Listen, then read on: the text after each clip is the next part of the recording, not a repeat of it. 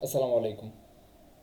2023-এর জানুয়ারিতে রোনালদো যখন আল নাসেরের হয়ে মাঠে নামে, এর আগে তিনি পৃথিবীর ইতিহাসে সবচেয়ে বেশি বেতনপ্রাপ্ত খেলোয়াড় হিসেবে আল নাসেরে যোগ দেন। ভেঙে দেন পৃথিবীর সব রেকর্ড। প্রায় $200 মিলিয়ন ইয়ারলি চার্জে রোনালদো আল নাসেরে যোগ দেন। প্রতি বছর রোনালদো আল নাসেরে খেলার জন্য প্রায় $200 মিলিয়ন পাবেন। আর এখনও সেটি চলমান। ফুটবলে প্রায় সময়ই দেখে থাকবেন এই ধরনের কম্পিটিশন। একজন ভালো প্লেয়ারকে নেওয়ার জন্য বিভিন্ন ক্লাব বিভিন্ন ধরনের অ্যামাউন্ট দিয়ে থাকে। 50 মিলিয়ন, 100 মিলিয়ন, 150 মিলিয়ন ট্রান্সফারের জন্য দিয়ে থাকে, বেতনও দিয়ে থাকে। এটা ফুটবল ইন্ডাস্ট্রির চলাচলিত একটা রূপ।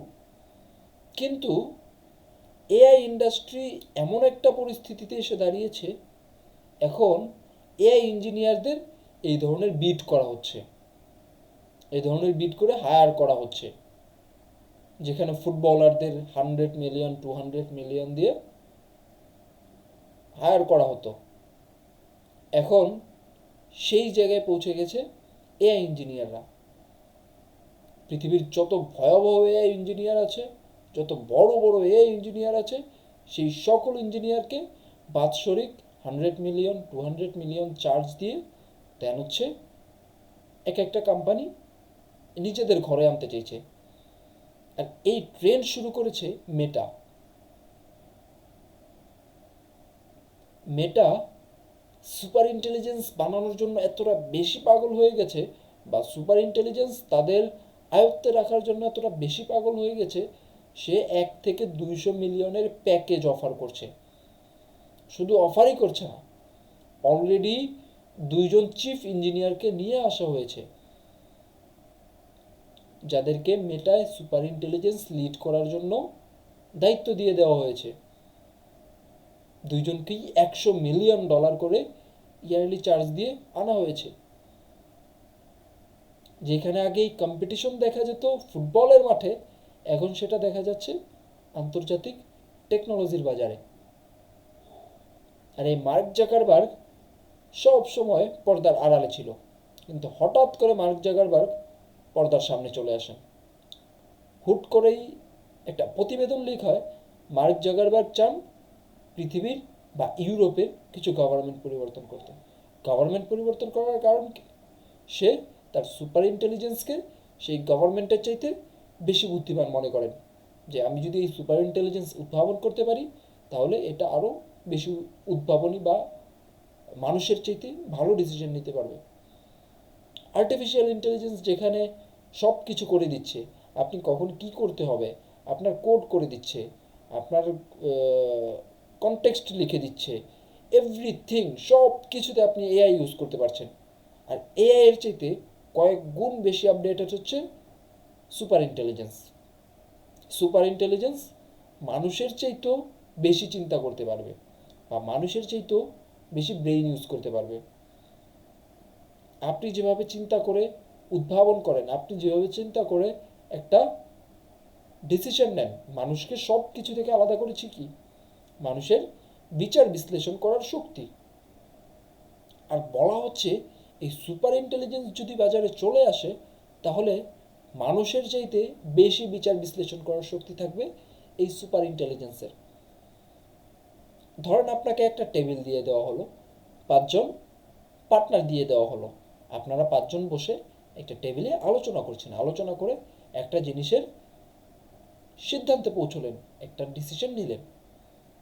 কিন্তু আজকের এআই সেটা করতে পারছে না, একসাথে কয়েকজন কমিউনিকেট করে কোনো ডিসিশন নিতে পারছে না। কিন্তু সুপার ইন্টেলিজেন্স এতটা ভয়ঙ্কর হবে, সে মানুষের মতো করে বসে আরেকটা এর সাথে কমিউনিকেট করে, আরেকটা সুপার ইন্টেলিজেন্সের সাথে কমিউনিকেট করে একটা ডিসিশন মেক করতে পারবে। তার মতোই বিচার বিশ্লেষণ করার শক্তি থাকবে, সত্য মিথ্যার শক্তি থাকবে, তার মধ্যে ইমোশনস থাকবে। এতটা ভয়ঙ্করভাবে সুপার ইন্টেলিজেন্স নিয়ে কাজ করা হচ্ছে। সুপার ইন্টেলিজেন্স পুরো যুদ্ধক্ষেত্রের চিত্রই বদলে দিতে পারে। মার্কিন যুক্তরাষ্ট্র এখনই জ্যামিনি চ্যাট জিপিটি দিয়ে তাদের সামরিক ইন্ডাস্ট্রি আরও স্ট্যাবল করার চেষ্টা করছে, যেখানে এই এআই ইউজ করে আপনি যেই ঘরে বসে আছেন, মার্কিন যুক্তরাষ্ট্র তার দেশ থেকে বসে যদি ডিটেক্ট করে আপনাকে হামলা চালায়, মিসাইল হামলা চালায়, আপনি যে ঘরে বসে আছেন, যেখানে বসে আছেন, সেখানে এসে সেই মিসাইল পড়তে বাধ্য। আর্টিফিশিয়াল ইন্টেলিজেন্স এতটা ভয়ঙ্কর জায়গায় পৌঁছে গেছে। কিছুদিন আগে ইরান ইসরায়েল যে যুদ্ধটি হলো 12 দিনের, সেই যুদ্ধে আপনি দেখতে পাবেন ইরানের বিজ্ঞানীদের এতটা ভয়াবহভাবে ইসরায়েল টার্গেট করে হত্যা করেছে। সেই সে কোন রুমে বসে রয়েছে, কোন রুমের কোথায় শুয়ে আছে বা বসে আছে, সে ঠিক সেইখানে মিসাইল দেয়াল ফুটো হয়ে গিয়ে আঘাত করেছে। আর সে মাইক্রোসফটের টেকনোলজি ইউজ করছে। ইসরায়েলকে এই টেকনোলজি দিয়েছে মাইক্রোসফট, গুগল। এতটা ভয়ঙ্কর জায়গায় পৌঁছে গেছে। তারপর হচ্ছে মিসাইল ডিফেন্স সিস্টেমে ইউজ হচ্ছে, ড্রোনে ইউজ হচ্ছে এআই সিস্টেম। সব জায়গায় এআই সিস্টেম ইউজ হচ্ছে। আর সুপার ইন্টেলিজেন্স যদি উদ্ভাবন হয়ে যায়, সেক্ষেত্রে রোবোটিক্স অ্যান্ড ডিফেন্স ইন্ডাস্ট্রি দুটোকে মার্জ করে মানুষের আর যুদ্ধক্ষেত্রে যেতে হবে না। অলরেডি রোবোটিক্সে মানুষ অনেকটাই উন্নতি করে ফেলেছে, এমন একটা পরিস্থিতি সামনের দিকে আসছে। কিছুদিন আগে আলবেনিয়ায় একজন মন্ত্রী হিসেবে এআইকে দায়িত্ব দেওয়া হয়েছে। জাপানেও ফার্স্টে প্রধানমন্ত্রী পদত্যাগের পরে প্রধানমন্ত্রী হিসেবে এআইকে দায়িত্ব দেওয়া হয়েছিল, এআই যাতে ডিসিশন নিতে পারে। এমন একটা পরিস্থিতি তৈরি হয়েছে এখন।